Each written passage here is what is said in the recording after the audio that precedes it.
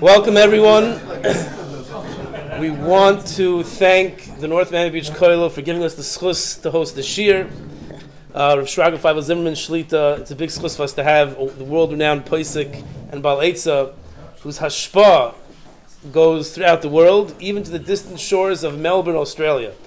The shul that I was involved with when I was in Melbourne, the Rav of the shul, his name is Rav Aryeh Berlin, and every shayla, every chomer dig shayla, whether it's halacha, whether it was in other inyanim, would find its way to Rav Zimmerman, and the answers that he received were clear, were klar, with Hechal Hatorah, amazing, with amazing clarity. It was a big schus for us to hear from Rabbi Zimmerman. First we can hear a few words from Rabbi Singer.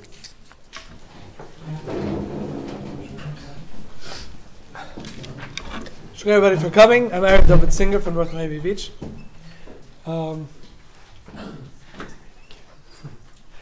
It's a big schus. I was zeiche for a few years to learn with Rabbi Shrek, and it's a big schus that you get to have him here in Hollywood.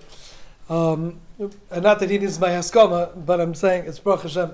I know Rabbi Shrek, a Tam Chochem, a big Yoy Shamayim, an Ehrlich Yid, and it's a big schus that I get to be here in his shul. So first shkech to Rabbi Shrek. Now this shir is a part of we created the Kollel, Baruch Hashem, what we call the Business Halacha Awareness Initiative, where we found this to be a very big issue, and anybody who's involved in business disputes, everybody knows it is a big issue. So if a person doesn't prepare things properly beforehand, before they get into a business, and doesn't deal with things properly afterwards, if they get into a dispute, so it comes very, very nasty and very, very bad very, very quickly. And the real aids how to deal with these things is to deal with them properly, la halacha, to begin with, and halacha if chalila something goes wrong, because Baruch Hashem, we're bnei Torah, we're Ehrlich Yidden, we believe in the Torah Kedusha. When a person chalila goes to Arkois, when a person goes to the courts outside and semechan the dinim of the Umas Ha'ilam, all the very klolas and inshim and punish all terrible things that it says in Chazal happen to them. So it's incumbent upon all of us to make sure that when we do business deals, we do them properly, la halacha. And Baruch Hashem, a close friend of mine, Bob Stock and Josh Khan, close friends of mine, from Stock, Khan and Braverman, attorneys at law, they took upon themselves to sponsor this chabura, our Chosh Mishpah chabura in the afternoons in the Kollel, and the general halacha, business halacha awareness initiative, because they're people that know the halachas. We're teaching them and tutoring them in the halachas how to deal with things properly. We have Peretz Lang, who's a lawyer over there in the firm, and to do things properly, the halacha, and do the proper things according to secular law, according to Jewish law, make it all shtim properly, so that everybody deals with things like Ehrlich Yidden we're supposed to be, and b'siyat shmaya, that people shouldn't have issues. But if we do have issues, we should be zeichet to deal with them as bnei Torah, Ehrlich Yidden, proper bnei Yisrael, zeichet only to have shefa, bracha, vatzlach, and simcha, nachas, and everything that we do. So yishkoich to Stock, Khan, and Braverman, and to the rest of the law firm for sponsoring this, making it happen. And people should look into it. If there ever is an issue people come up with, there are people that know how to deal with it, la halacha, together, the Shutz was Bezdin, Meishorim, and Lakewood, and Mamish Kedas v'Kedin, and they should also be zeichet to bracha, vatzlach, and all of their dealings, and be zeichet to always be mo'er people to go to Bezdin and deal with things like Bnei Torah. It's a big schus. I didn't yet, even though Rabbi Zimmerman has given many shiurim already, I didn't get to hear any of them yet, because unfortunately I'm very, very busy, and with many other various things, and I was sick one day. But from what I've heard, I got so many texts and so many WhatsApp messages. Please send me the shir, send me the shir. Somebody actually just texted me the other day. It was the most important shir he's ever heard his entire life. And he was being serious. He was being ehrlich about it. So it's a big schus. I get there from Rabbi Zimmerman. It's a big schus. We have him in Florida. But then I call Rabbi Zimmerman Yashukayach.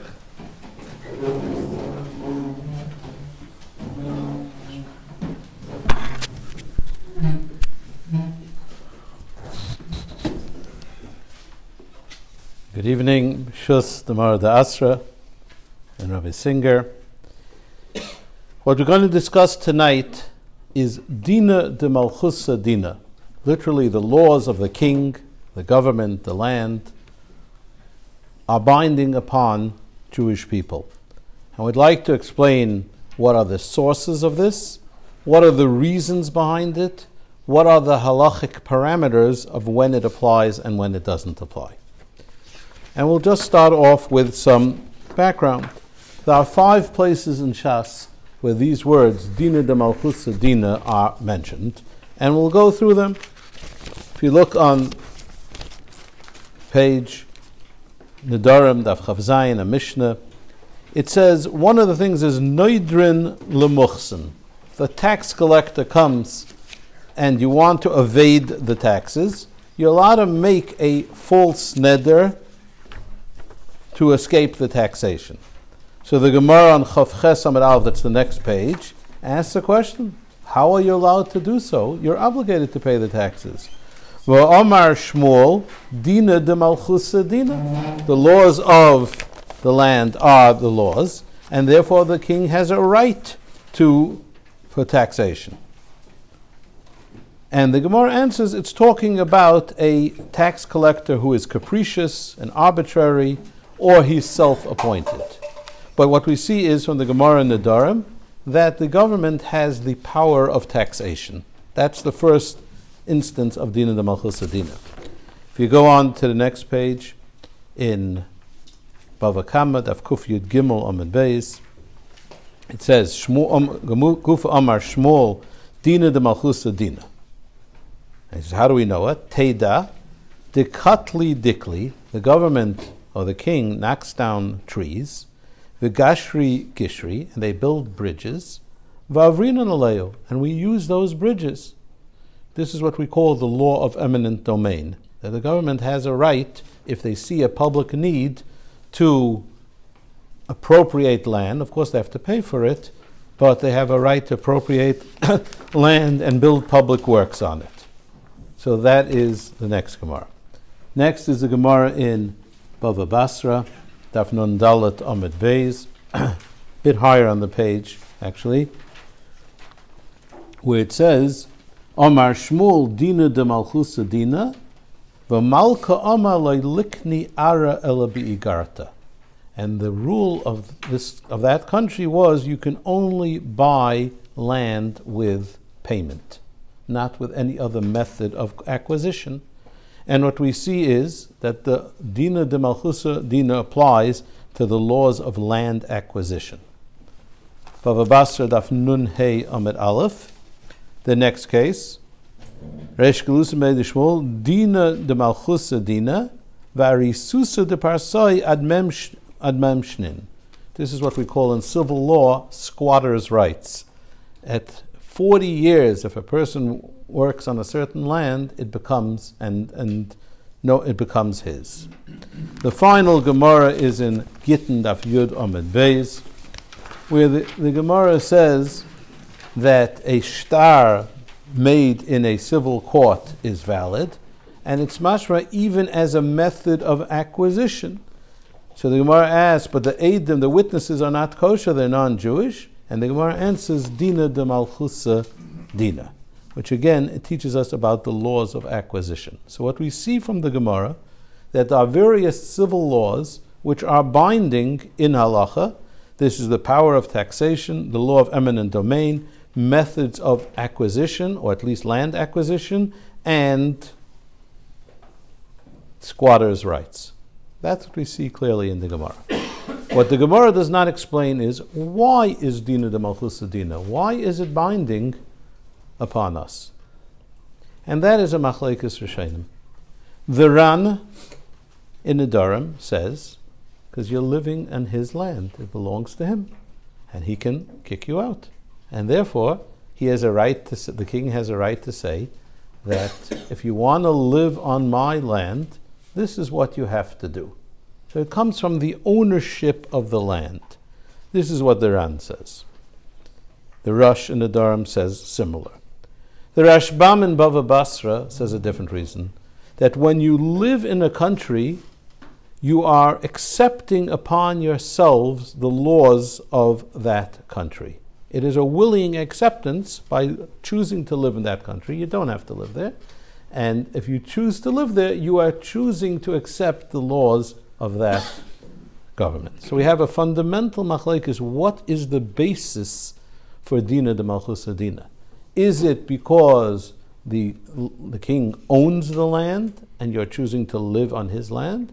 Or no, it is an agreement, an implicit agreement from anyone who lives in a certain place that they will abide by the local laws.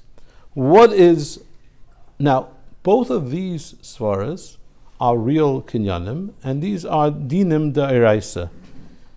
In fact, you look in the Chassam Sofer, the Dvar Avram, that Dina DeMalchuta Dina, something which is acquired via Dina DeMalchuta Dina, is a kinyan da'iraisa. As a matter of fact, it says so in Beis Shmuel and Even Ezer, Siman Chav Ches, that if a person acquires a ring via Dina DeMalchuta Dina, and they marry a woman with it, it's a valid marriage, even midaraisa. Now we say the word malchusa, king, because historically it was kings that ruled lands. But in the Chuvas Doviv Meisharim, he says there's nothing to do with being a king. It can be any form of government, which is a valid form of government, and certainly a democratic government. You'll have both of these reasons. The Ran's reason is the government owns the land, and if you choose to live there, you have to listen to what they tell you. Or you have the Rashbam's reason that it's a joint agreement to follow the laws. What is the difference between these two reasons? Is it because the government owns the land, or because you chose to live there and you made an agreement to abide by them? So there's a famous Ran in Adarim who says the difference is Eretz Yisrael. Is there a Dina DeMalchuta Dina in Eretz Yisrael?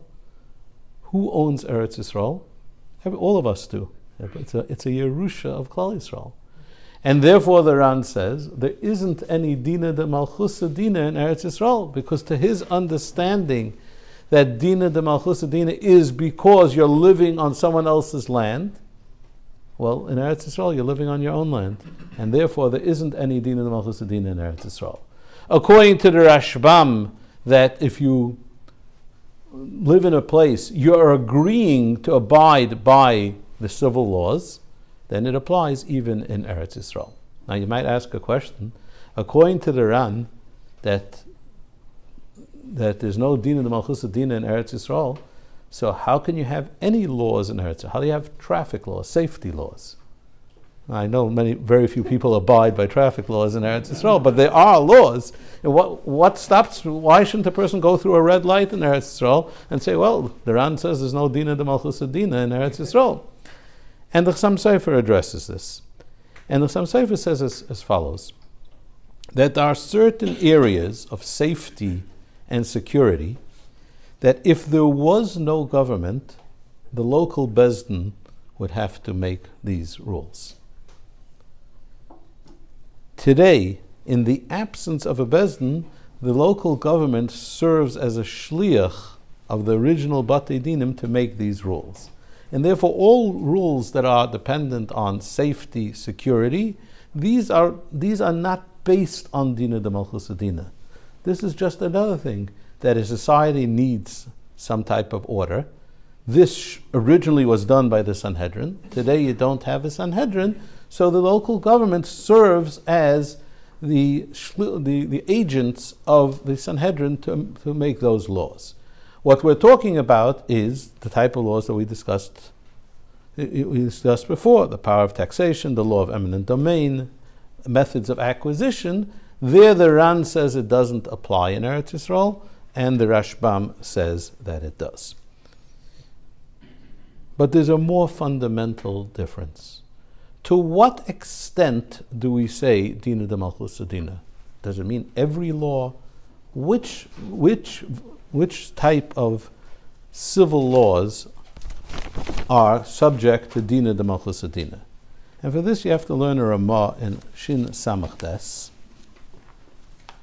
It's on one of the pages here. And it says there, on the bottom the last line actually, Yesh Oimrim, Deloy Amrinon Dina DeMalchuta Dina, Ella b'misim umechsim hatluyim bekarka. It only applies to taxation of land and laws that apply to land. Why? Ki hamelech geizer shelo yeduru ba'artzai ki im b'derech zeh. Because the king said, you can only live in my land if you do this. Al b'shad varam loy. So the first yesh oimrim in the Shulchan Aruch states that Dina DeMalchuta Dina only applies to laws, civil laws that apply to land. This is the opinion of the Rosh and the Mordechai. He says another opinion. V'yesh cholkim usvirali the amrinan b'chol davar Dina DeMalchuta Dina. Civil law is binding in all matters.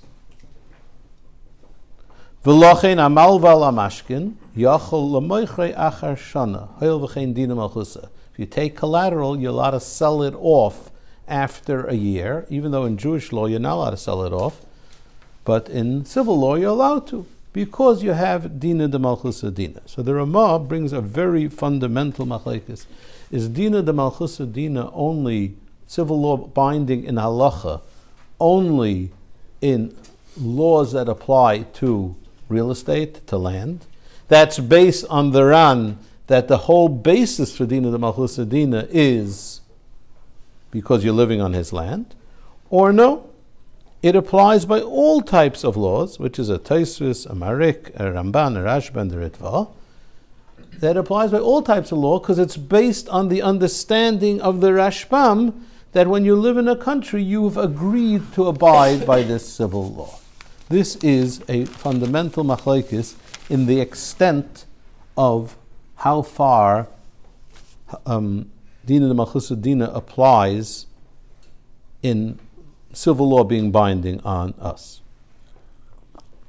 Now, how do we paskin in this machlekes? Mah says yesh oimrim and yesh chalkin. Yeah. But would he say to the extent that he's still exclusively to Dinei Mamas, or we're saying all Dinei? No, meanwhile only Dinei Mamas. So if you look at the Ramah says on the second opinion, v'chein hi ha'ikar. We paskin like the second day, that it applies to all civil laws, not only to karka. So the Ramah gives it very wide latitude that Dina DeMalchuta Dina, civil law is binding in halacha in all interpersonal financial laws. Nevertheless, the Ramah himself qualifies it in Sif Yud Aleph. If you go on to Sif Yud Aleph, it says that in halacha, when a woman dies, a married woman dies, her husband inherits her. What happens if the government makes a law that it's not her husband who inherits her, like as it says in halacha, but her father inherits her? Do we say Dina DeMalchuta Dina on that? And the Ramah says, right at the end, V'leka b'zeh mishum Dina DeMalchuta Dina, Ela b'dover sheyesh by hana'a l'melech. It's something which the king gains from, the government gains from. Oy shu l'takonas b'nei hamedina, or it's something which benefits the country. Aval loy sheyadunu b'dinei goyim, not that Jews amongst themselves have to follow the laws, civil laws. The imkain betalta kol dinei Yisrael, because then you can throw out the whole Chesed Mishpat, because civil law will be binding in everything. So although the Ramah paskins like the second daya, v'chein hi ha'ikar, that civil law is not only on things which pertain to property, to real estate, to land, but it applies to everything. But later the Ramah himself qualifies it, it's only something which the king benefits from, or it's a benefit to the country. But in all other interpersonal relationships between Jewish people, what's binding is the halacha of Chesed Mishpat. So this is the opinion of the Ramah. Now let's go to the next opinion, is the Shach. Shach is one of the foremost commentators on the side of the Shulchan Aruch, both in Chesed Mishpat and in Yeredeya. Not long ago, I merited to be by his gravesite in Helisov in the Czech Republic, and even the shul that he used to daven in is still staying there. Everything there is untouched by time. and in. So let's go to a different halacha. This is halacha in Hilchis Ribbis. We know there's a halacha called Ribbis that you cannot pay more than you borrowed. So the Ramah at the end of Kuf Samachay says, what happens if the king makes a law that changes the coinage to have it heavier weight, they were made out of silver then, and says you have to pay back in the new coins. Now the new coins are more valuable than the old coins. So the Ramah says, Vim Gozar HaMelech, that if you pay, you have to pay back on the new coins which are worth more. You have to pay back the coins that are worth more. The Dina Dina. Because Dina Dina. You have to pay back more than you borrowed if that becomes the law. So the Shach questions, why is that so? Why does Dina Malchusa Dina require me to pay back more than I borrowed? And the Shach gives two answers. Answer number one is because this follows the second opinion that Dina DeMalchuta Dina is more encompassing, and therefore, and the Ramah happens to hold like that second opinion anyway, and therefore this is included in it. That's his first opinion. His second opinion says no. Maybe Dina DeMalchuta Dina is not all that encompassing as the Ramah thinks it is. However, in this particular instance, or this particular application of what is considered currency, that is something that a king has a right to do so, because he says the very essence of being a government is minting currency. If you can't mint currency, you know what would happen in the United States if they had to actually pay 39 trillion in debt. It would cease to exist. And therefore the essence of being a king, of being a government, means that you can mint currency. And therefore the Shach says, he narrows this application of Dina DeMalchuta Dina.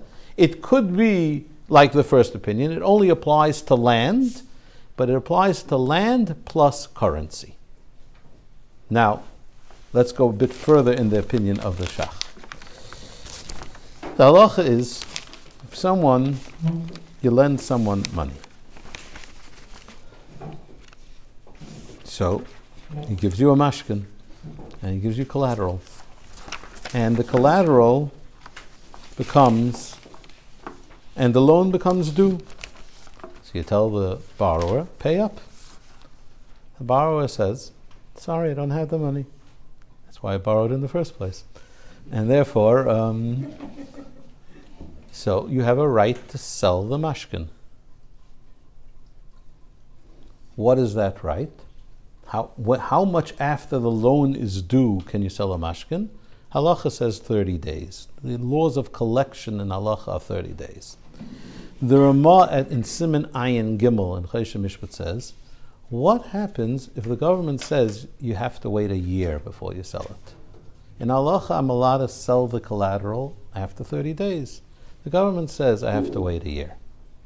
So the Ramah says, Dina DeMalchuta Dina, and you're going to have to wait a year. Again, this is the Ramah l'shitasei, who in Shin Samach Tes paskin like the second opinion that Dina DeMalchuta Dina encompasses any financial laws, any financial agreements between people, and therefore he says you're going to have to wait a year. The Shach in Siman Ayin Gimel Sivkatan Lamed Tes says, I don't believe so. If in halacha you can sell it after 30 days, you should be able to sell it after 30 days. What about Dina DeMalchuta Dina? So the Shach says two things. One, Dina DeMalchuta Dina is only if there's some direct benefit to the king, to the government from it. There's no direct benefit to it. The king doesn't benefit if you sell the mashkin 30 days or a year, and therefore there's no Dina DeMalchuta Dina. Secondly, he says you can't have Dina DeMalchuta Dina directly against the din of Torah. Dina Dmalchusa Dina can define in the absence of when the Torah doesn't have a law. So then you follow civil law. But if there is an explicit Jewish law on the matter, then civil law does not override Jewish law. So now we have a very, very big machlekes. The Ramah holds paskins like the second opinion in Shin Samach Tes, and as he writes in Hilchos Ribbis, that Dina Dmalchusa Dina will encompass all interactions between people of a financial nature, as he qualifies it in Shin Samach Tes Yud Aleph, provided there's either a benefit to the country or to the king. The Shach says no.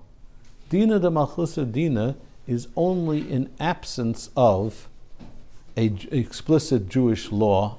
It's only when the king benefits from it. 2, it's very possible he holds it's only on land or currency. Number 3, it's only when it doesn't explicitly contravene Jewish law. But comes along the Shach and says that although Dina Dmalchusa Dina on its own, this klal might not apply, but there's another klal called Hakoil Keminig Hamedina. Many times in interactions amongst people, what's binding is the industry norm or the national norm. How do we define an agreement? By whatever is the norm normally intended in this agreement. So the Shach says, although I don't believe that Dina Dmalchusa Dina is as far-reaching as the Ramah takes it, but there are many times that Dina Dmalchusa Dina, although it's not binding per se, but it has become the Minig HaMedina. That in interactions amongst people, they are implicitly agreeing to abide by the civil law, not because the civil law is intrinsically binding, but it's because they agreed amongst themselves that this is the understanding of our business interaction. So therefore, the Ramah holds civil law is binding in many matters on its own intrinsically. The Shach says, no, it's not necessarily intrinsically binding, but it can be the unspoken understanding between the two people engaged in a transaction. So now what we're going to do is take common civil laws, which we apply in our business dealings on a regular basis, and we'll show that these business laws are binding according to both opinions. Let's take number 1, a corporation that has limited liability. I lend money to a corporation. The corporation doesn't have money. They don't have to pay me back. Now, this could be a corporation which has one shareholder and yourself and a director yourself. But in civil law, a corporation is a separate entity. It's not you. And it's a separate entity which they owe you the money, not the person who's the shareholder, the director, and the beneficiary, and the trustee of the corporation. And therefore, if the corporation doesn't have money, the corporation doesn't pay. Now, does this concept of a separate corporate entity exist in halacha? Very doubtful. Some who say so, but it's most people hold there's no such thing. In halacha, a corporation which is wholly owned by you and wholly directed by you is you. And therefore, if you have chametz in that corporation, you're going to have to sell it before Pesach. You can't say, well, it's not mine, it's a corporation's chametz.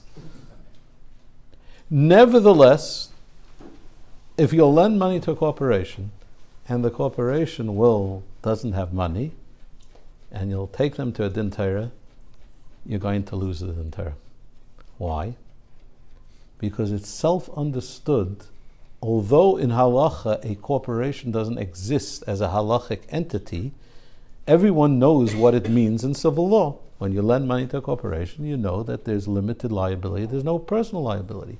So when you lent money to a corporation, you agreed to only collect from the corporation.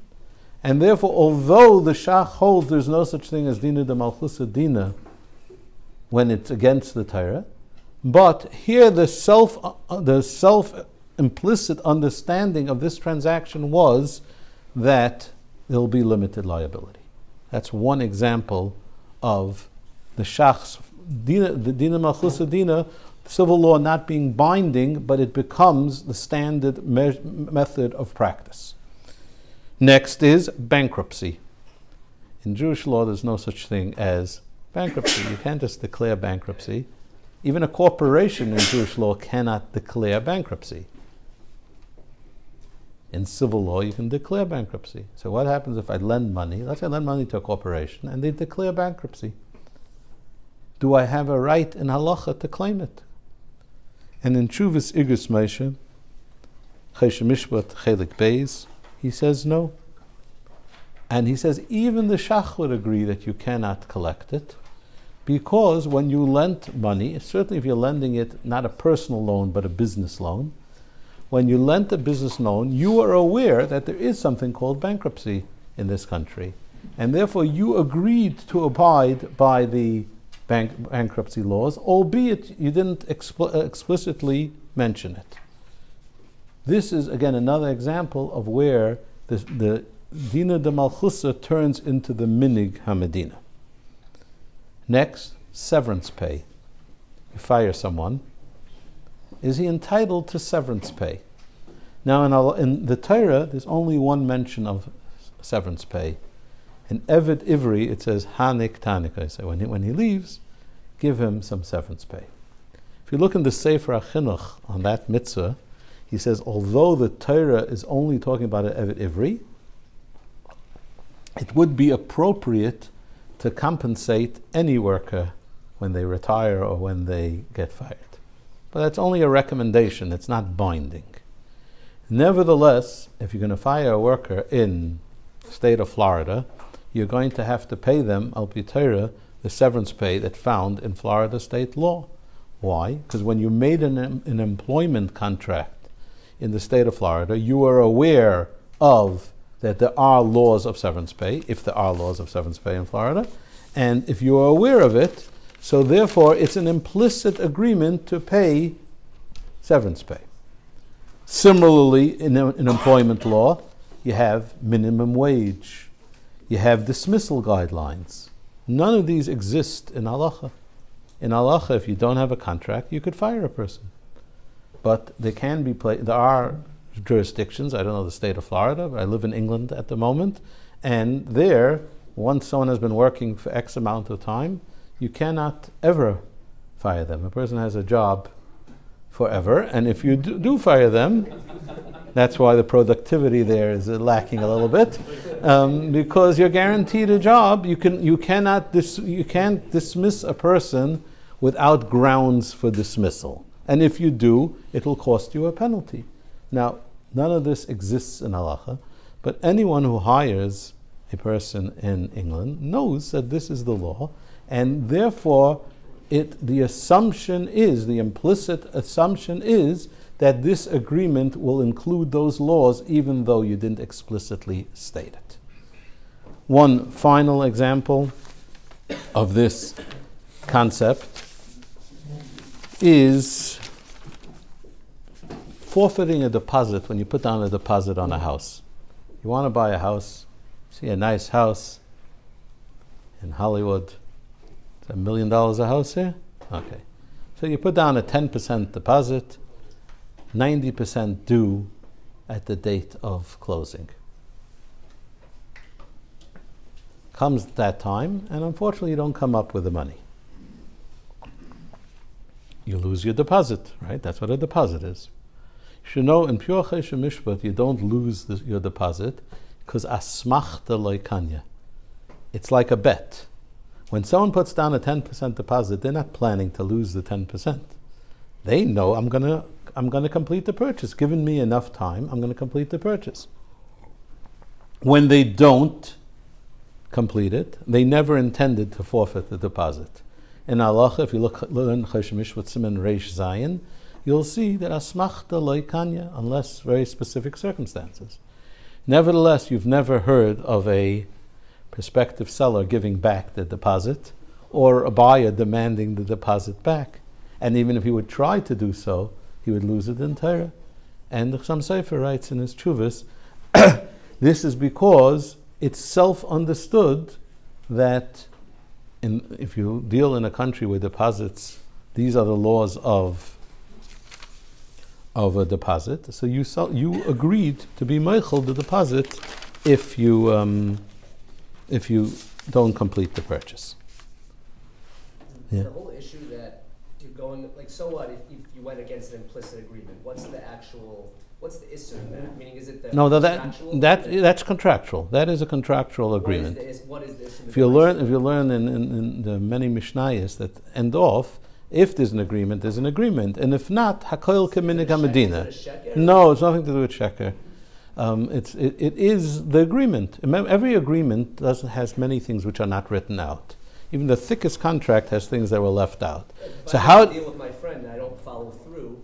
So is that, I'm saying, there's no isser. There's no. Oh, it's not a question of an isser. It's a binding contract. To buy a house is a contract. Now, the rule of this contract is that you forfeit the deposit if you don't come up with the money. Now, although in halacha it's not binding, but since in civil law it's binding, and you know that in civil law it's binding, and you know that if it goes to court you're going to lose the deposit, so therefore you agreed to lose the deposit, and therefore that's binding in Jewish law. So what we've just... Is there enough community between the shach and the second opinion of the Ramah, because they come out the same way? So that's what we're going to get to right now. So basically what we've defined is as follows. The Ramah says that civil law is binding in financial matters, with the exception of where there's no benefit to either the government or to the people. The Shach says it's not binding, but it will many times it will constitute an implicit agreement, albeit it's not intrinsically binding. It will turn into the minig haMedina. So what's the difference? There's two differences. One, the Shach's agreement, the Shach's explanation only applies to an agreement between two people, because the Dina DeMalchutah is defining the terms of the agreement. What happens if I'm not dealing with another person? I'm dealing on my own. Do I have to follow the Dina DeMalchutah when I'm not dealing with another person? For example, let's say that in certain municipalities there's anti-competition laws. If someone has a store, I can't open another store. Is that binding upon me? It's not an agreement with another party. Everything I described till now were all agreements with corporations or agreements between people, and the civil law will define what are the terms of the agreement.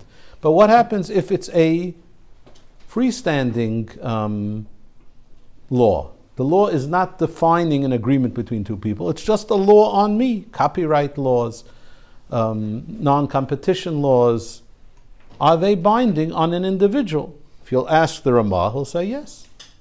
They're made for the benefit of the country, and they're binding. If you'll ask the Shach will say, not necessarily so. If it contradicts Torah, it's not binding.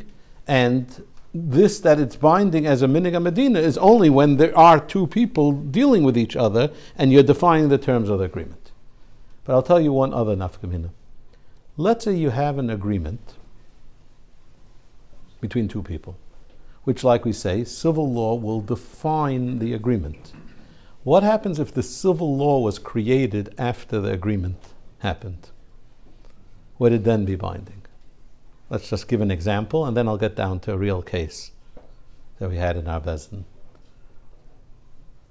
Moshe Feinstein says that bankruptcy laws are binding, even according to the Shach, because when you lent money, you knew that the person could declare bankruptcy. So what happens if you lent money to someone before bankruptcy laws were ever litigated? And then, afterwards, the Congress passed a law, that you can declare bankruptcy. Now, you can't say that those were the implicit terms of the agreement, because the law didn't exist at the time of the agreement. So if you're going to ask the Shach, they'll say, listen, It's not binding upon anyone. If you'll ask the Ramah will say that it's still binding. And I want to highlight a case that we had in our Bezdin, it was a very big case simply because the amount of money we're dealing with was very large, but it was a bigger case because a lot of the industry of Jewish people in England is dealing in real estate, or what they call their properties, and this was a test case for many, many other people. Just to explain the property market in England, you have a person who is a freeholder. A freeholder owns the land and the building. In halacha, we'd call it a kinyan haguf. Then you have a leaseholder. The person leases that building for 99 years. When we say in England someone owns a house, he doesn't really own the house. He owns the rights to live in it for 99 years. There is someone else who happens to be the freeholder. The freeholder pays pennies for it. The leaseholder pays the vast majority of it because the freeholder owns the house, but he can't do anything with it because he leased it to the leaseholder for 99 years. If the freeholder is lucky enough to be around in 99 years, he can take it back then. So I'll tell you a case. Now, when a leaseholder sells his lease, the next person takes it over for the amount of time left in the lease. So I'll give you an example. A freeholder, one of the most prominent Jewish families in England, they are freeholders, they owned a certain property. They granted a lease to someone in 1971. This is a 99-year lease. It will expire in 2070. Okay. In the year 2004, when there were 66 years left on the lease, the leaseholders sold the lease to a Jewish person. So at this point, the freeholder and the leaseholder, both of them are Jewish people, both very prominent people. Now, what happened in the interim? In 1993, the Parliament in England passed a law that a leaseholder has automatic rights of renewal, that he can renew his lease unilaterally for another 90 years. So instead of having just merely 99 years to live in this house, he can now live 189 years in that house. Okay. A frum person buys this property, buys the lease in 2004, which only has 66 years left, and instantly he activates his right to renew for another 90 years, and therefore now he has 156 years to live there. The freeholder, who is the owner, says, "I'm sorry, you bought this lease in 2004 from someone who leased the property in 1971. Well, in 1971, there was no law that you can extend a lease. Hence, the implicit agreement of the lease wasn't that there's a possibility of extension, because that law only took place 22 years after the lease was executed.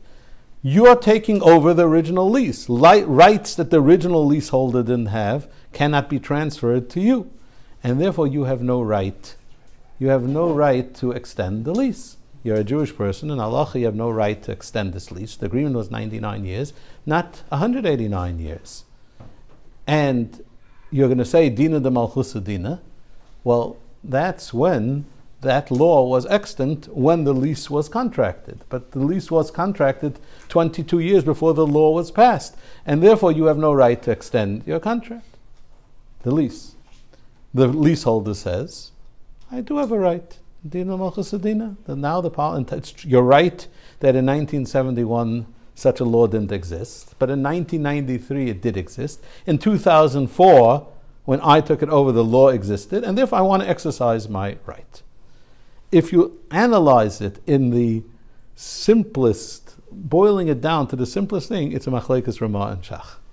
The Ramah would say, yes, Dina Dmalchusa Dina. This was made for the public benefit, and therefore the leaseholder, although it wasn't an implicit agreement at the time of the lease, but now he could extend it. Seemingly, if you would ask the Shach, he would say, listen, this wasn't the implicit understanding of the agreement, because it didn't exist at that time, and there's no makar in Torah, there's no source in Torah that you can extend the contract, and therefore you shouldn't have a right to extend the contract. This was the argument that they brought to the Bezdin. And the Bezdin paskened in favor of the leaseholder. This is a landmark case which just killed every din Torah afterwards. And I'll explain to you the reasonings behind it. Number one was that the Ramah says that you could, because the Ramah says Dina L'malchusa Dina encompasses all civil law which has a benefit to the country. Now, we know that the Shach disagrees with the Ramah, but the majority of opinions follow the Ramah. The Tumim, the Erech Shai, the Beis Ephraim, the Dov Mesharim, some Sefer, all say that we follow the Ramah. Even though normally when the machlekes is Ramah and Shach, we follow the Shach because the Shach lived later, but in this case we follow the Ramah. This is based on after World War I. World War I turned the whole world upside down. And after World War I, government in various places made a rule that all leases become void because people were moved around. And therefore all leases are void, and the owners can now rent it to different people. The leaseholders went to a din Torah about it and said, no, what right does the government have to abrogate a lease? And this din Torah went to the Imre Yesha, that's Rameir Arik, one of the great Ga'inim of Galicia, but he lived in Vienna between World War I and World War II. And he paskened that the majority of people pasken like the Ramah, and therefore the government can abrogate the leases based on the circumstances of them. The Rameir Arik takes it further and says, even according to the Shach, that says that Dina D'malchusa Dina is more limited, but it could be, in that case he was discussing about, the Shach would have agreed. And he says 3 reasons. One, that the law post-World War I was made l'toivas haMedina. It was necessary after World War I, there was such a overturning of society that you couldn't just continue as if, with legal rights, as if nothing had happened. Maybe the Shach would agree that where it's a toivas haMedina, you would follow the civil law. Number 2, he says that this is a law about property, about land. The Ramah, even in his first opinion, holds that Dina D'malchusa Dina is binding on land deals. The Shach doesn't argue over the first opinion of the Ramah because the Gemaras at least are talking about land deals. And therefore, since we're talking about land, could be the Shach would be made over here. The third surah, he says, is that maybe in a democracy, the Shach would be made to a Ramah. Because in a democracy, when you vote, it's an agreement to abide by the laws, by whatever the majority rules. So it could be the Shach said you don't follow Dina D'malchusa Dina when it's a king. and the king is telling you what to do, and he only has rights on karka. But maybe a democracy is different. All these three svaras apply in this case. The extension of the leaseholdings was, if you read the law in the parliament, was because it used to be people only lived 50, 60 years. Today, Baruch Hashem, it's not uncommon to see people live to a much older age, and 99 years is not all that much these days. Or not so many people make it to 99, but it's not unheard of that people live a very, very long time. Agav, people, they're nifter, they have an illness and they die. What would be if a person never would get ill? How long would they live? Wondered about this. Nothing to do with Dina, Dina. You should know that in the University of Paris, they did a study on it. How long would the cells in a human body last if there was no illness that destroyed the cells? And they came with a startling discovery. He says the human cells are built to last 120 years. That's perhaps when we say Ad Mea Ve'esram, it's not a mistranslation of a pasuk in Parshas Bereshis, but really it's especially because that's how long a person will live if they would be well. Anyway, so this law was made for government, for the benefit of people. Number two, this is a law that pertains to land, and taking further, if you look in the Property Act of 1925 in British Parliament, it says the Crown is the absolute owner of all land in England, and all others are just estate holders. So really, the Melech, whoever that Melech may be, is the owner of all the land in England. Furthermore, England is a democracy. Now, the claimants in the case, which were the freeholders, said, listen, we understand the Ramah might hold that he's allowed to extend the lease. We might understand that we are claiming the Shach holds he can't extend the lease. You might have opinions who say that the Shach would agree here, the Imre Yesher. But there are those who say that the Shach will not agree over here. Now the rule in disputes, you say, Hamoitzi Mechaver al Varaya. Whoever has possession wins the case, if it's unclear. On issues of land, there's no such thing as a muhsik, someone holding on to it. In a dispute about land, the original owner, known as the Murray Kama, is the one who wins the dispute. So the freeholder said, listen, you might be right that the Ramah says the leaseholder can extend the lease. You might be right that according to various opinions the Shach would agree. But guess what? There are some who would say that the Shach wouldn't agree. And we are the Marakama, we are the original owners. And in a dispute, the original owners are going to win. And therefore, we feel we should win the Din Torah even after your reasoning. And we continued with three other svaras. Number one, in karka and land, there's no muhsik. No one's holding it physically. And that's why you follow Murray Kama. What happens if one person owns the land and the other person is renting the land and he lives in the land? Is there a muhsik? Although karka normally doesn't have muhsik, is there a muhsik if you are the renter? And here again, in Chuvas Imre Yesher, he says that although land normally doesn't have the rule of muhsik, the rule of possession, but a renter who's living in the land is considered the possessor of the property, and therefore in a case of doubt, it's the renter that's going to win, not the owner. Therefore, the renter could say, I choose to follow the Ramah. That's one. The next svara we had was, this is speculative, I'll be honest myself, that 99 years is a very long time. When you make an agreement for 99 years, you understand that a lot is going to change in 99 years.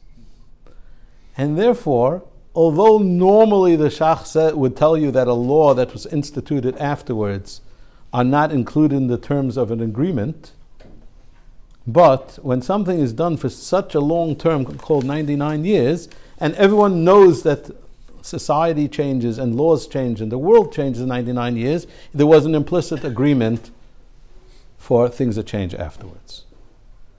The final svara was that although the freeholder, again a very prominent family, came and said, listen, this is our land, the truth is it wasn't their land, it was a corporation's land which they own. They fully own it, they're directors of it, they're shareholders in it, but it was a corporate entity that owned the land. You looked up the charter of that corporation, because every corporation has a charter of incorporation. It said that this corporation will follow all the civil laws of England and Wales. And therefore, even if you'll say, according to the Shach, there's no implicit agreement on Dina Dmlchutha, in this particular case, there was an explicit agreement on the Dina Dmlchutha, because the corporation that rented it out has in their charter that it is so. So this is an example of a case where the Ramah and the Shach would disagree. In other words, a law that's instituted afterwards. In this particular case, there were numerous factors that favored the Ramah, besides the fact that the majority of opinions, because it was a land case, it was done l'tovas hamadina, we have the incorporation papers, and therefore our Bezdin paskin that the leaseholder could extend their lease for another 90 years. To summarize, what we learned tonight is that the Gemara says in 5 places that you follow the civil law: taxation, law of eminent domain, methods of acquisition and squatters' rights. What is the reasoning behind this thing? Is a machlekes Ran and Rashbam? Is it because the king owns the land, or is it because it's an agreement to abide by the laws of the land? How far does Dina Dmlchutha Dina extend? The Ramah says one opinion only on land and a second opinion on anything which is a tovas hamadina, and there are more paskins like the second opinion. The Shach does not paskin like the second opinion. It's not as all-encompassing, but many times the Shach agrees that the civil law will define the implicit terms of agreement in this contract, and it will define the rules of the contract. However, there will still be cases in which there is no contract because there is no interaction between people, or the laws were made after the contract, where there it would be subject to a machlekes Ramah and the Shach. And we just gave an example of one case where, in this particular case, the majority of opinions lined up in favor of the Ramah. Any questions? One question. Yeah?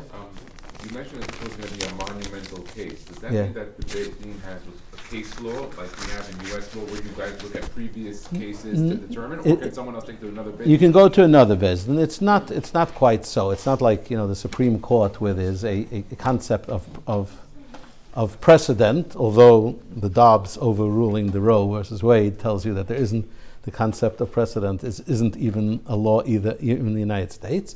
But again, it was a test case because it was a very, very big case. It was very, very prominent. It was probably very costly, and no one else is going to invest in such a case once a precedent has been established. Yes.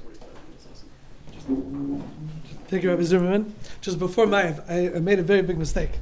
And someone put a tremendous amount of effort, time, money, and schlepping around and driving and this and that to David Welton. I was saying shkoyach to David Welton and his mishpacha, because the Ma'aser wasn't for him, none of this would have happened.